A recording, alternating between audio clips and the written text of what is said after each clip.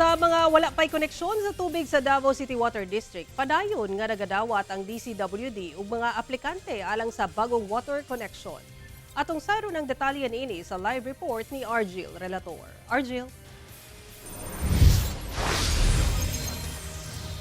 Sara, karong padayon nagadawat og aplikante alang sa new water service connection ang DCWD.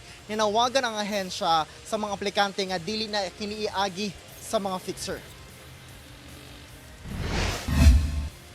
Bastante ang supply sa tubig kung itandi sa demand sa mga konsumante sa Davao City. Kini ang gibutyag sa Davao City Water District. Kini luyo matud pa sa pagsaka sa ihap sa bagong water service connection. Sa mga Davaoenyo nga wala pa'y koneksyon sa tubig, padayon ang pagdawat sa DCWD ug aplikante alang sa bagong water service connection, labi na sa 2nd District kung asa nakaalokar ang bulk water supply. Despite the influx of additional service connections, we can still guarantee ang atoang abundance sa atoang available, ready to distribute na water supply.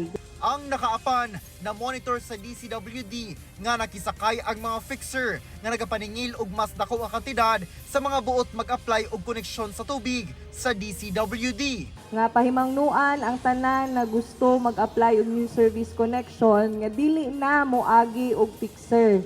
Tungod kay kanang ilahang gina-promise na mapadali ang pagproseso for a fee, dili gid na tinuod because as it is, very easy na po mag-apply og new service connection fee sa DCWD.